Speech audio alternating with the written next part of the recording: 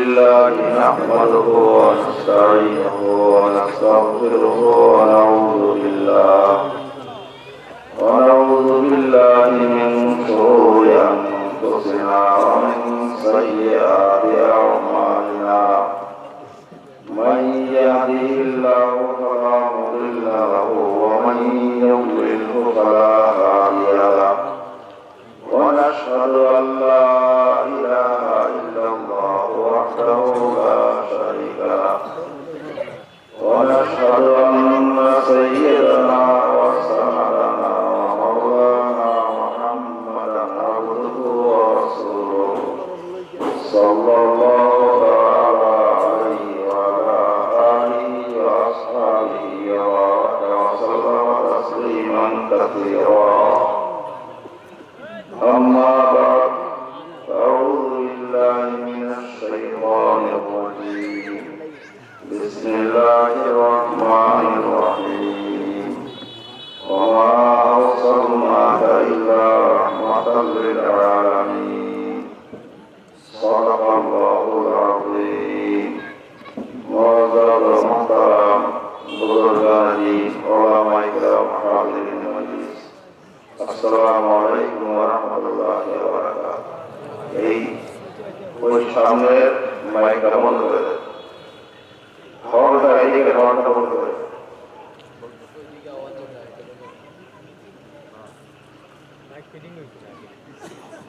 অত্যন্ত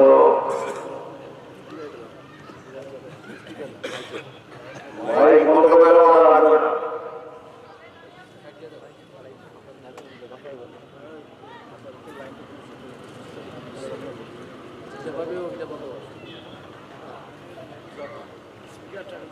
আল্লাহ পাকের খাস বরকত একটি খালিস দ্বীনি মাহফিলে আমরা আল্লাহ এবং আল্লাহ রাসূল সাল্লাল্লাহু আলাইহি ওয়াসাল্লামের মহব্বতে এখানে জমা হয়েছে। উদ্দেশ্য নিজের জীবনকে গড়া, আসল জীবনের কামিয়াবি সফলতা অর্জন করা।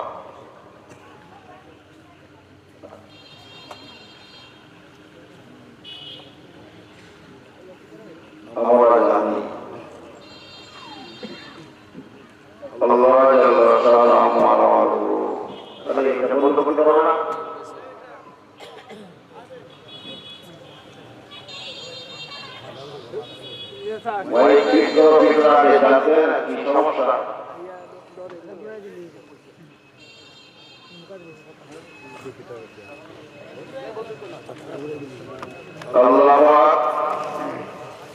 বর্তমান দুনিয়াতে 600 কোটি মানুষ কম বেশ বসবাস করে। এই 600 কোটির মধ্যে বেশিতে বেশি 150 কোটি মানুষকে আল্লাহ পাক হেদায়েত দান করেছেন। জনাব মুহাম্মদ রাসূলুল্লাহ সাল্লাল্লাহু আলাইহি ওয়াসাল্লামের পরে ঈমান আনার সৌভাগ্য দান করেছেন। বাকি 450 কোটির বেশি মানুষ যারা সঠিক পথ পায়নি।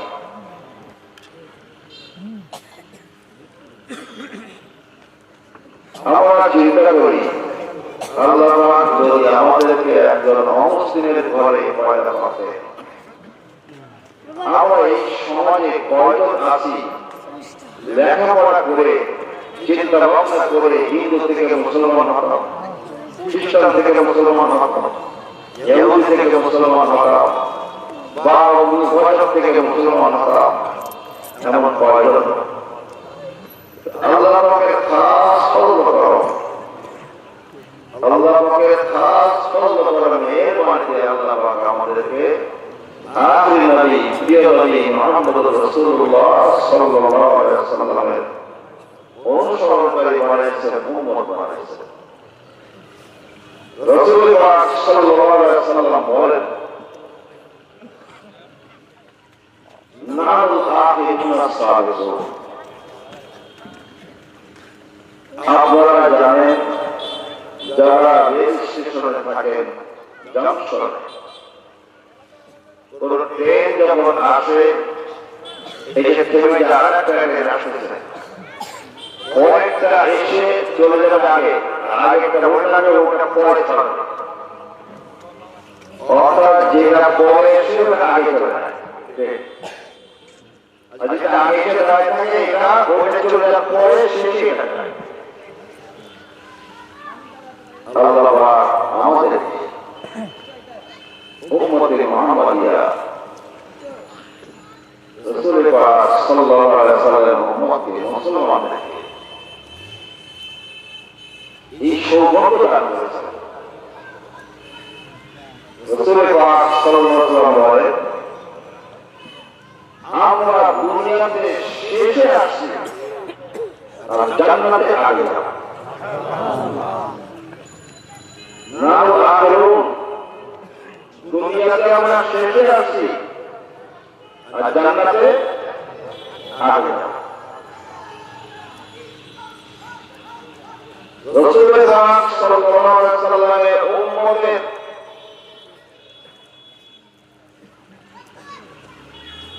জান্নাতে যাওয়ার ফয়সালার আগে অন্য কোন নবীর উম্মত জান্নাতে যেতে পারবে না।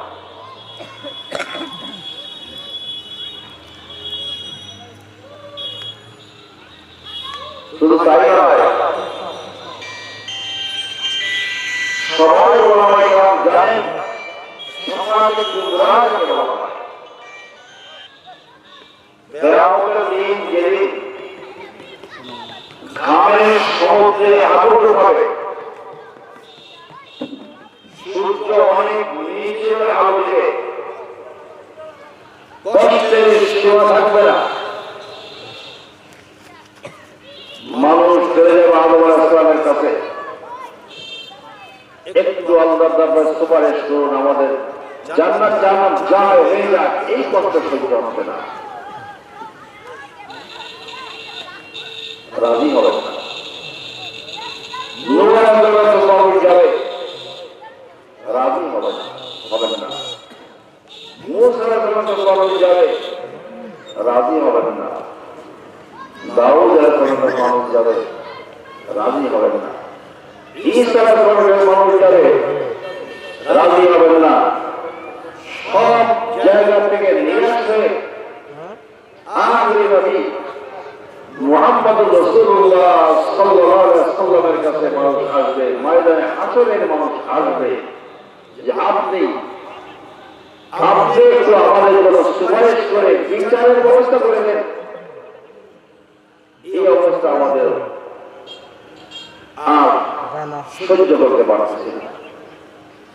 রাসূল পাক সাল্লাল্লাহু আলাইহি ওয়াসাল্লাম বলবেন, হ্যাঁ আমি তোমাদের সুপারিশ করব। সাজদায় পড়ে যাবেন।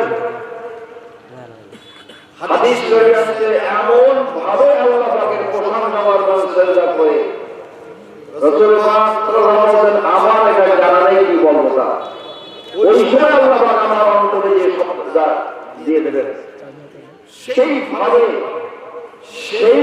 আমি আল্লাহ পাকের প্রশংসা করবো কিয়ামতের দিন সাজদায় পড়ে। আল্লাহ পাক কি বলবেন, ইয়া মুহাম্মদ ইরফা রাসাক, হে মুহাম্মদ মাথা উঠা,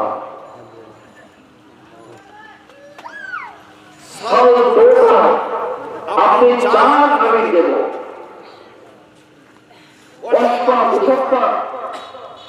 আপনি সুপারিশ করেন আমি সুপারিশ কবুল করব।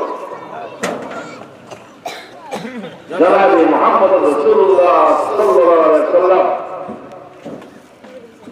সুপারিশ করবেন, পরওয়ারদিগার আপনি এই সমস্ত ময়দানে হাসরের মানুষ অত্যন্ত কষ্টের মধ্যে আছে, আপনি একটু বিচারে ব্যবস্থা করে চাপ চাপাই করেন,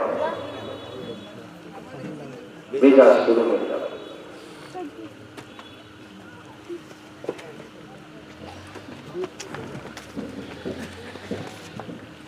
আম্বিয়া আলাইহিস সালামের জামাত বিনা হিসেবে জান্নাত। যারা জীবনে কোরআন পড়ে নাই বিনা হিসেবে জান্নাত। কোরআন পড়েছে কিন্তু ছোট ছোট সামান্য অল্প গুনাহ করেছে, হিসাব মধ্যে নেওয়া যায় না, অল্প, এদের হিসাব নেই বিনা হিসাবে।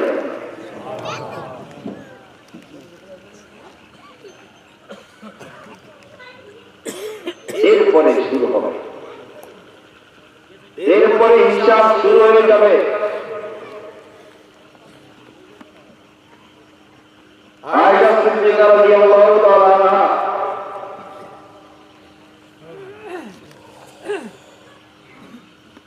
একজন রাসূল পাক সাল্লাল্লাহু আলাইহি ওয়াসাল্লাম বলতেন, হে আয়েশা, মান হুসিবা উযিবা, যার হিসাব তার শাস্তি,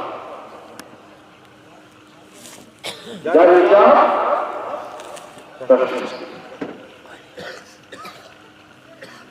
আয়েশা সিদ্দিকা বলেন, হুজুর আল্লাহ পাক বলেন, ফাসাবা ইয়াহাসাবু হিসাবান ইয়াসীরা।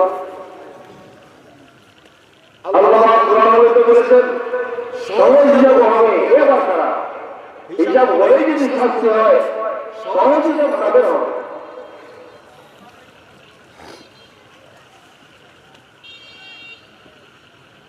হুজুরে পাক সাল্লাল্লাহু আলাইহি ওয়াসাল্লাম বলেন, ইয়া তারিকা যালিকিল হাল, এটা হলো খ্রিস্টান উল্টানো ভাব। আমলনামা আনবে, পেশ করা হবে, যাও। ফাসাবা ইয়াহাসাবু হিসাবান ইয়াসীরা, খ্রিস্টান উল্টে যাও, সব হিসাব আয়াতে দেখা হবে না, নেকি বলি সব দেখা হবে না, শুধু সামনে পেশ হবে আমলনামা, এরপর আল্লাহ বলেন, যাও, তোমাকে আমি জান্নাতে। সহজ হিসাব, ফাসাবা ইয়াহাসাবু হিসাবান ইয়াসীরা, ওয়ালাকিন মান নুকিদাল হিসাব ফাদুরবা, যার প্রত্যেকটা খুঁটিনাটি হিসাব দেওয়া হবে, তার শাস্তি ছাড়া উপায় নেই, তার শাস্তি ছাড়া উপায় নেই।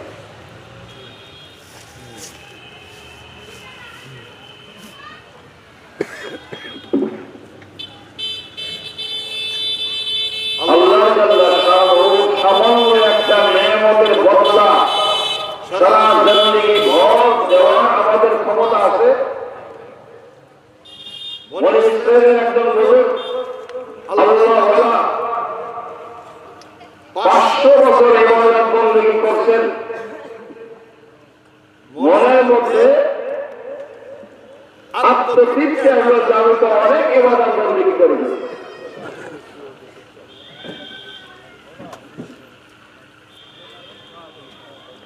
স্বপ্ন ঘুম পড়ছেন, রাত্রে স্বপ্ন দেখতেছেন, কিয়ামত কায়েম হয়ে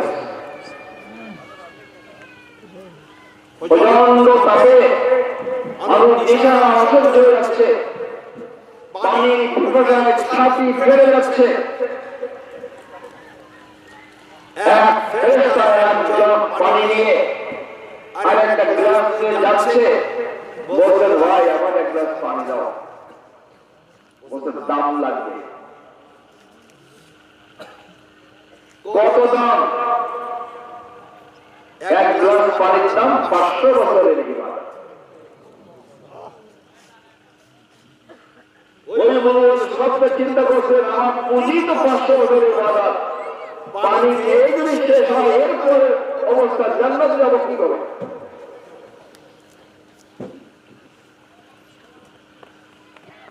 কিন্তু পিপাসা ছাতি ফেলে যাচ্ছে, সহ্য হবে না, সেটা চিন্তা করছেন, যা হবে আমাকে দাও, এক গ্লাস পানি দাও, 500 বছরের ইবাদত তোমাকে দিয়ে দিলাম। ঘুম ভেঙে এসে চোখ খুলে দিয়েছে। আল্লাহ শব্দের মাঝে ওই ব্যক্তির মনের মধ্যে যে আত্মতৃপ্তি আসছিল 500 বছরের ইবাদত, আল্লাহ দেখায় দিলেন, তোমার 500 বছরের ইবাদত আমার এক গ্লাস পানির দাম। জীবনে কত গ্লাস পানি খেয়েছ? আমার সম্পদ মাথা থেকে পা পর্যন্ত প্রতিটা মুহূর্ত আমার সম্পদ তুমি ভোগ করছো।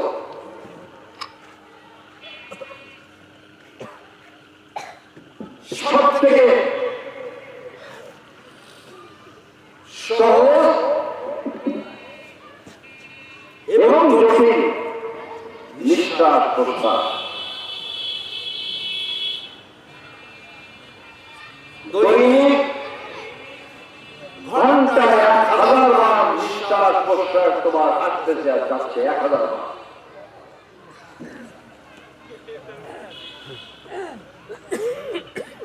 যদি নিঃশ্বাস আটকে যায় সামান্যতম ভাবে, একটু আটকে যায়, 2 মিনিট আটকে যায়, আর দুনিয়ায় এই দুনিয়ায় তোমাকে আর খুঁজে পাওয়া যাবে না। তাহলে যার প্রতিটা নিঃশ্বাস জীবনের আলামত, ঘন্টায় 1000 বার নিঃশ্বাস প্রশ্বাস শ্বাস প্রশ্বাস গ্রহণ করা বর্জন করো, দৈনিক 24 থেকে 25,000 বার তুমি নিঃশ্বাস নেওয়া ছাড়ো।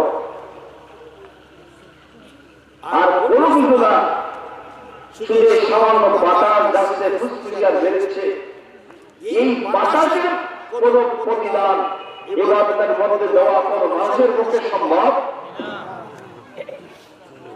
নিঃশ্বাস প্রশ্বাসের কোন প্রতিদান দেওয়া সম্ভব কোনো মানুষের পক্ষে?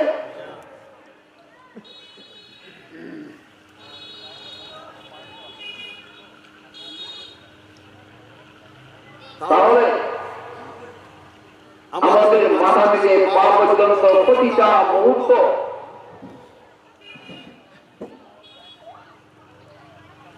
আল্লাহ পাকের নিদর্শন। আমাদের দেহের মধ্যে যে আল্লাহ পাকের নিদর্শন, সেই সভ্যতা শুরু থেকে আরম্ভ করে চিকিৎসা বিজ্ঞানীরা জানিয়ে গবেষণা করে যাচ্ছেন আর উন্নতর গবেষণা করছেন। এখনো পর্যন্ত অনেক তথ্য তাদের অজানা।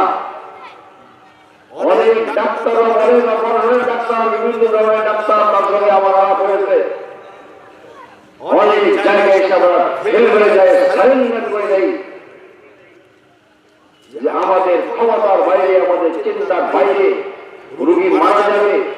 হঠাৎ দেখে রোগী আবার বেঁচে উঠল, সামান্য ওষুধ বেঁচে উঠল। আবার মনে করে রোগী স্পষ্ট রোগী থাকবে, হঠাৎ দেখে রোগী সামান্য কারণে রোগী মারা গেল। আমাদের চিকিৎসা বিজ্ঞান এখানে ফেল করে যায়, সারেন্ডার করে যায় আল্লাহর কুদরতের কাছে। বলেন, যে জিনিস আল্লাহ পাক যত বেশি প্রয়োজনীয় সেই জিনিস মানুষকে তত বেশি দান করেছেন। এই জন্য বায়ুমণ্ডল কত উঁচু, কত পৃথিবী থেকে অনেক ঊর্ধ্ব পর্যন্ত বায়ুমণ্ডল, মানুষের অফুরন্ত বায়ু বাতাস আল্লাহ পাক দিয়েছে। মানুষের সব থেকে বেশি প্রয়োজন, সব থেকে বেশি পরিমাণ আল্লাহ পাক দিয়েছে বাতাস। বুজুর্গানে দিন তাই বলেন, তোমার एक चश्मे जबान गावे लगा शाह नबाशी, शाहिद के निगाहे कुनत आगाह नबाशी। প্রতিটা মুহূর্ত তোমার জন্য আল্লাহ পাকের জিকিরে, আল্লাহ পাকের ফিকিরে, আল্লাহ পাকের সঙ্গে তাআল্লুক সম্পর্কের মাধ্যমে কাটায়। এক মুহূর্ত যদি তুমি গাফিল হয়ে থাকো না থাকো, তাই বুজুর্গানে দিন 6,000 12,000 কমসে কম 25,000 বার একটা মেয়াদ, এক পর্যায়ে 100 লক্ষ বার বলছেন তুমি দোস্তি হাতে নিয়ে আল্লাহ আল্লাহ করো। 25,000 বার নিঃশ্বাস প্রশ্বাস, অন্তত 25,000 বার দৈনিক তসবিহ নিয়ে আল্লাহ আল্লাহ করো। প্রত্যেকটা নিঃশ্বাস প্রশ্বাসে একবার আল্লাহ আল্লাহ হয়। ভাইরা, অভ্যস্ত পর্যায়ে গিয়ে তসবিহ হাতে আর দরকার নেই, প্রত্যেকটা নিঃশ্বাস যখন টানবে আল্লাহ, যখন ছাড়বে হু আল্লাহ আল্লাহ, তুমি যেখানেই থাকো, যে অবস্থায় থাকো, তুমি হাটে বাজারে থাকো, বাড়িতে থাকো, নামাজে থাকো, পায়খানায় থাকো, যেখানে থাকো না কেন, তোমার মুখে উচ্চারণ দরকার নেই। তোমার নিঃশ্বাস যখন গ্রহণ করা হবে, তখন আল্লাহ শব্দ তোমার মনের মধ্যে চলে আসবে। যখন নিঃশ্বাস বেরোবে, তখন তোমার হু শব্দ বেরোবে। শব্দ দরকার নেই, তাসব্বুর হবে, মনে খেয়াল হবে আল্লাহ আল্লাহ, যাকে বুজুর্গানে ইসলামের পাঁচ আনফাল বলা হয়। অভ্যাস এমন হবে, চলছো, বলছো, কাজ করতেছো, সব সময় তোমার নিঃশ্বাস তার কাজ করতেছে, আল্লাহ আল্লাহ চলতেছে। তুমি যদি সাবধানে থাকো তাহলে হচ্ছে, ঘুমন্ত থাকো তাহলে হচ্ছে। অনেক লোক এখনো আছে যাদের ঘুমের মধ্যে আল্লাহ আল্লাহ শব্দ উচ্চারণ হয়, পাশে বসে শুনতে পায়, শ্রোতা শুনতে পায়, নিঃশ্বাসে আল্লাহ আল্লাহ আওয়াজ হচ্ছে। আমার শেখ তাজুল আলী রহমতুল্লাহ আলাইহি তার পরিবার হযরত ফরিদউদ্দিন সাহেব ইউসুফ সাহেব রহমতুল্লাহ আলাইহি, তিনিও হিন্দুস্তান থেকে বড় বড় বুজুর্গ ছিলেন। 70 সালের ঘটনা, জমিয়তুল উলামা ইসলামের নির্বাচনে 70 সালের নির্বাচনের সময় আমার উপজেলা এক পড়া আমার শেখ তাজুল আলী সাহেবের খলিফা কিন্তু কথা বলে বসে গেছেন, চেয়ারে বসে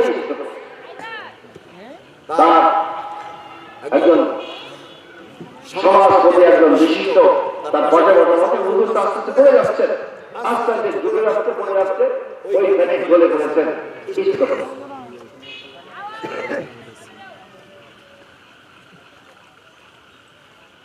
রাত হাসপাতালে ছিলেন, রাত 3টার দিকে শেষ রাতের সংবাদ আসলো, ওইখান থেকে যদি অজ্ঞান হয়ে গেছেন যশোর সদর হাসপাতালে, শেষ রাত্রে আল্লাহ পাকের দরবারে চলে গেছেন।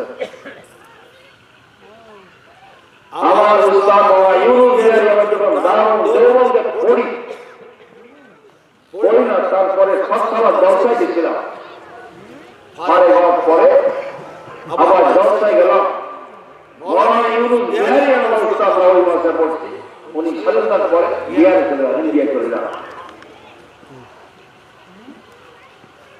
উনি দাঁড়ানো দেওবন্দে বসে আমার বুঝাচ্ছেন, হরিবাম জানতে হোক মৌলানা ইসলাম ইন্তেকাল कैसे हुआ, कैसे हुआ, मैं उनके पास बैठा हुआ था, उनके तख्त के करीब।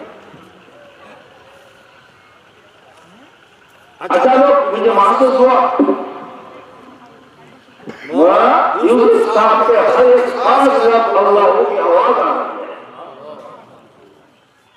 फिर मुझे महसूस हुआ जिस तख्त पर लेटे हुए हैं उस तख्त से आवाज आ रही है। फिर मुझे महसूस हुआ पूरे अस्पताल से हर एक ईद से अल्लाह की आवाज।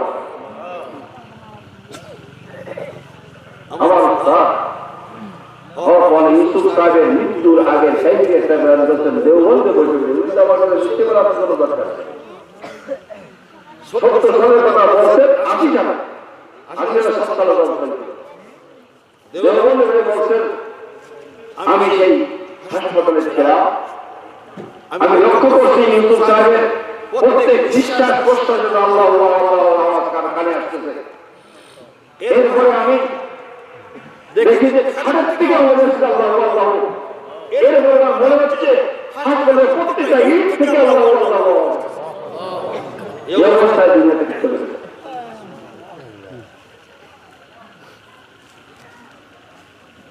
আমাদের জীবন, আমাদের জীবনের বহু মূল্য মূল্যের শেষটাই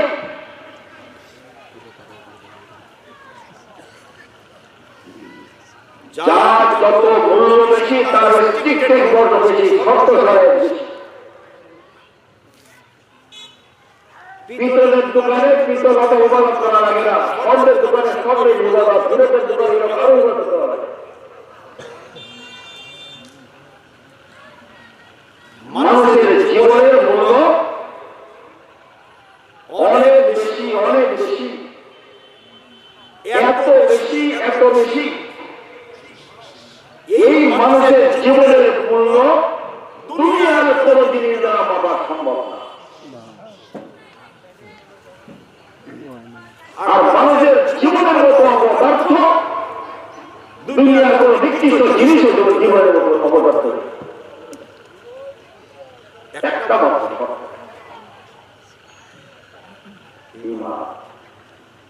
একটা শর্ত মূল্যবান হওয়ার জন্য কি শর্ত? ঈমান।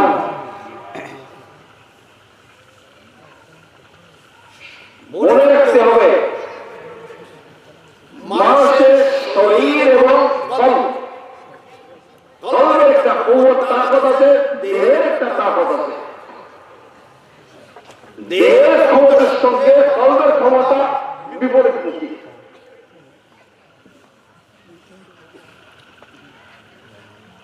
দেহের সক্ষমতা বলে দুনিয়ার এই সমস্ত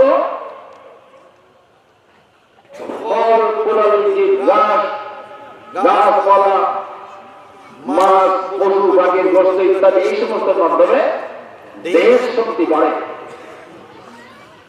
আত্মার শক্তি এই সমস্ত জিনিস দ্বারা বাড়ে। বরং বেশি পরিমাণ নিজের ভিতরে লিপ্ত থাকে দুর্বল হয়ে পড়ে। আত্মার শক্তি বাড়ানো, আল্লাহর কারণে আত্মার শক্তি বাড়ে। আল্লাহ পাকের কাছে পরিপূর্ণ সারেন্ডার করার কারণে আত্মার শক্তি বাড়ে। আল্লাহ পাকের নিজের জীবন, নিজের জান, মাল সব কিছু আল্লাহ পাকের কাছে সমর্থ করার মাধ্যমে আল্লাহ আত্মার শক্তি বাড়ে।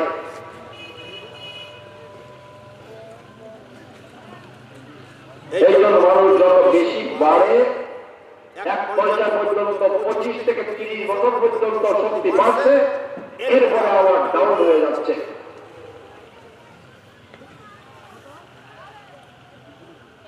দেহ ডাউন হয়ে যাচ্ছে। আর ঈমানী শক্তি,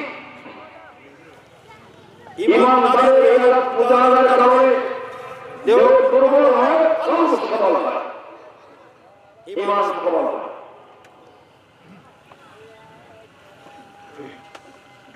এক পর্যায়ে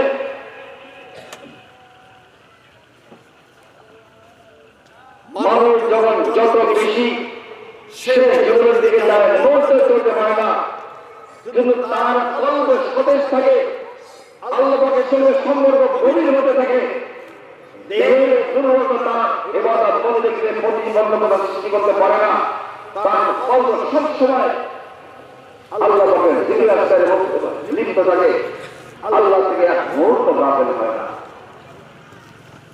যার কি হয়,